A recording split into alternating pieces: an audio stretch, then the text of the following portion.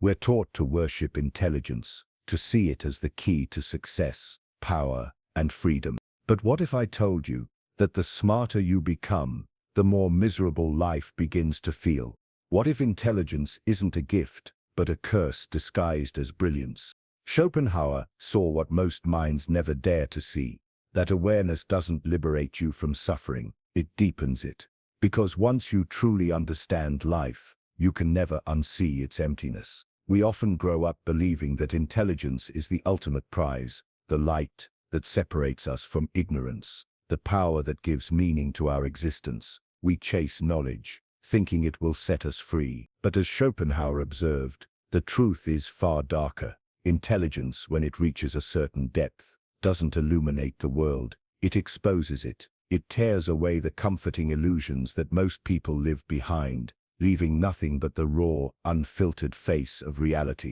For most people, life feels simple because they never look too deeply. They find joy in distractions, meaning in possessions, comfort in routine. They don't question the purpose behind their actions. They simply live, and in that blindness, they find peace. But the intelligent person cannot look away. Their mind sees through the surface of things, and what they find beneath is often unbearable. The more they understand, the more they realize how fragile everything truly is. Every pleasure is temporary, every achievement fleeting, every relationship shadowed by time. Intelligence, in its highest form, reveals the futility behind all human striving. Schopenhauer believed that awareness magnifies suffering. The mind that perceives more also feels more. It notices every subtle cruelty of existence, every deception of hope, every inevitable decay hidden in beauty. The intelligent person begins to see that the world isn't designed for peace. It's driven by an endless, blind force he called the will, a chaotic energy that keeps us desiring, reaching, and suffering. The less you understand this, the happier you remain. The more you understand it, the heavier life becomes. That's the curse behind the gift. Intelligence gives clarity, but it steals comfort. It allows one to grasp truth, but that truth often destroys joy. You begin to notice how people laugh, not because they are free, but because they have learned to forget. You see how happiness depends on illusion, the illusion that what we do matters, that we are special, that there's meaning waiting at the end of all this. And once those illusions crumble, there's no way back. You can't unlearn what you know. You can't return to ignorance once you've tasted understanding. The intelligent suffer, not because the world is cruel to them, but because they can no longer be blind to the cruelty. They notice the hidden motives behind kindness, the selfishness beneath love, the greed that drives even the noblest acts. And with that realization comes a kind of quiet despair, a loneliness that no one else can touch. Others celebrate their intelligence, but they themselves begin to see it as a prison, a kind of curse they never asked for. Schopenhauer didn't see this as pessimism, but as honesty. He believed that intelligence strips life of its decorations, exposing the machinery beneath the repetition, the hunger, the emptiness. To be intelligent is to live without illusion, but to live without illusion is to suffer without relief. That is the price of seeing too clearly. It's the pain of recognizing that the world isn't tragic by accident, it's tragic by design. And so, intelligence becomes the sharpest double-edged sword. It grants the power to perceive truth, yet takes away the ability to live comfortably within it. It frees you from lies, only to imprison you in awareness. That's why Schopenhauer called it a hidden curse, because those who possess it will never again find peace in the simple joys that once seemed enough. Once you see life for what it truly is, you can't go back. The deeper a person thinks, the more distant they become from the world. Schopenhauer understood this isolation not as a choice, but as the natural consequence of awareness. The intelligent mind doesn't pull away from society because it wants to. It pulls away because it can no longer belong. The things that once brought joy now feel hollow. The conversations that once entertained now feel empty. The noise of the world becomes unbearable when you begin to hear the silence beneath it. Most people move through life with a kind of blessed blindness. They find satisfaction in gossip, in the daily chase for pleasure, in the repetition of predictable routines. Their thoughts rarely wander beyond the immediate, but the intelligent person cannot remain in that rhythm. Their mind is restless, constantly dissecting, questioning, and seeing patterns others overlook. The same gatherings that fill others with energy often drain them. The laughter feels forced, the excitement shallow, the purpose unclear, and so slowly they begin to drift, not out of arrogance, but out of quiet exhaustion. Schopenhauer saw solitude as the inevitable companion of intelligence. He wrote that a man can be himself only so long as he is alone, because only in solitude can the mind breathe freely. Among others, the intelligent feel the weight of pretense, the need to shrink their thoughts to fit small conversations, to pretend interest in what does not matter. The crowd feeds on noise, the thinker feeds on silence. The more the mind awakens, the more it longs for that silence. This isolation is not physical, it's spiritual. You can be surrounded by people and still feel profoundly alone if your thoughts move in a world they cannot enter. You begin to see the distance between what people say and what they mean, between what they pursue and what actually fulfills them. And once that gap becomes visible, the world feels less like home and more like a stage. Everyone performing roles, repeating lines they've never questioned. The intelligent see the play for what it is, and that vision separates them from the rest. It's a loneliness that's difficult to explain. The intelligent often crave understanding, yet the more they try to share what they see, the more misunderstood they become. People accuse them of being cynical, detached, or arrogant, when in truth, they are simply awake. They no longer believe in the same illusions that comfort others, and that disbelief becomes their exile. Conversations lose warmth, friendships thin out, crowds feel suffocating. The more you understand, the fewer people you can truly talk to. And yet Schopenhauer didn't see this solitude as a tragedy. He saw it as a necessity, even a privilege. To be alone means to be free from imitation, free from the noise of borrowed thoughts. In solitude, the intelligent find authenticity, and in that authenticity, a strange kind of peace. It's the peace of no longer pretending to belong to what no longer fits you. The solitude may hurt, but it is honest, it is real.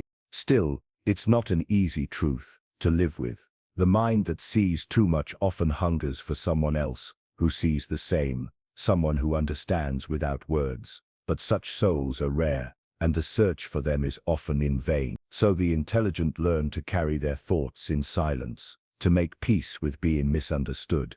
They learn that the price of depth is distance, and the cost of awareness is loneliness. It is a quiet tragedy to understand life so clearly that you can no longer live it the way others do.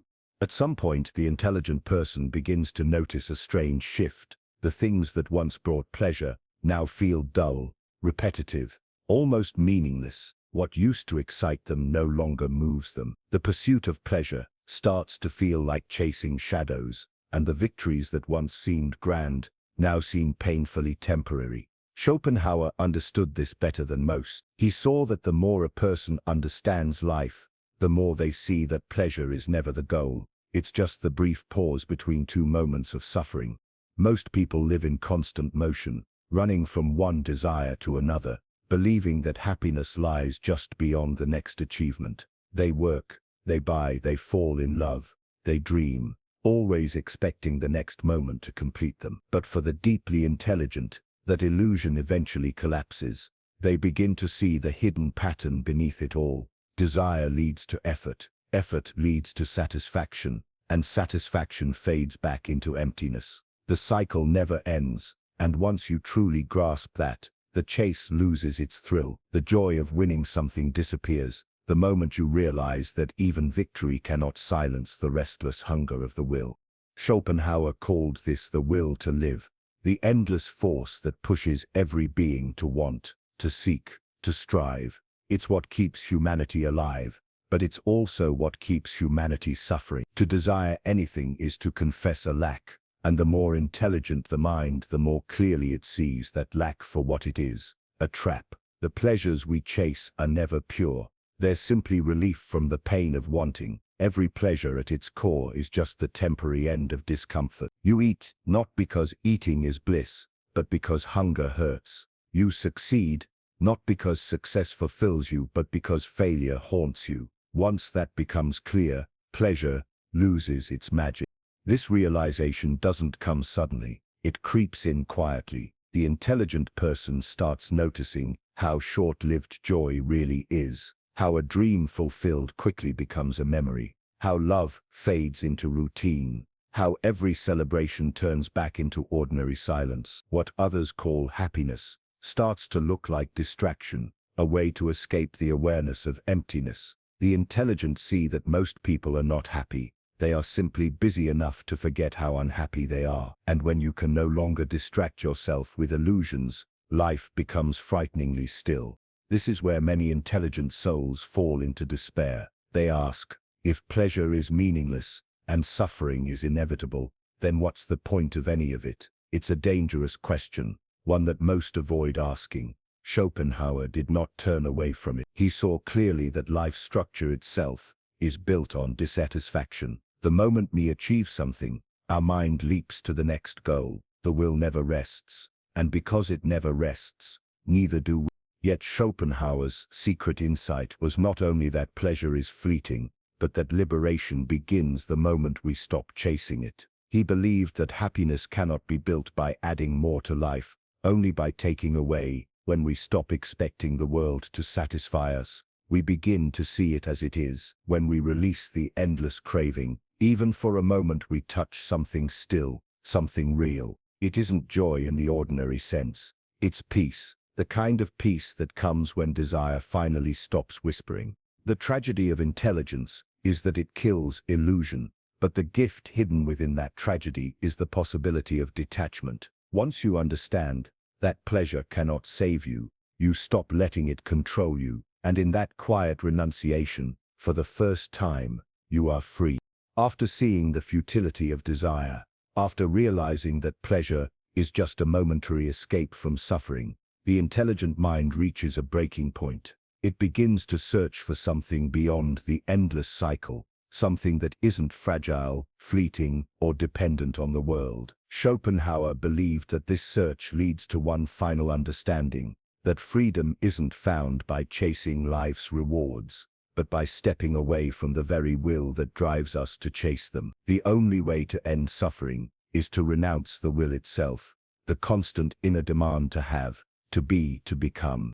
This idea sounds almost impossible to modern ears. We live in a world that glorifies desire, ambition, progress, success, experience. From the moment we are born, we are told that meaning lies in striving, that happiness depends on getting more love, more recognition, more comfort, more of everything. But Schopenhauer saw through that illusion. He recognized that the will to live is not a sign of strength, but of slavery. It keeps us trapped in constant motion, always reaching for what we do not have, never satisfied with what we do. To renounce the will, then, is not to give up life, but to finally stop being its prisoner.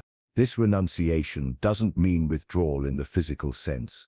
It's not about escaping into mountains or abandoning the world entirely. It's an inner quieting, a realization that the world's noise no longer needs to dictate the rhythm of your being. The intelligent person begins to see that peace cannot come from winning life's game. It can only come from no longer needing to play it. When you stop feeding the will, when you stop responding to every craving, every fear, every impulse to control, something remarkable happens. The mind becomes still. The suffering that once seemed endless begins to fade, not because the world has changed, but because the need for it to change disappears.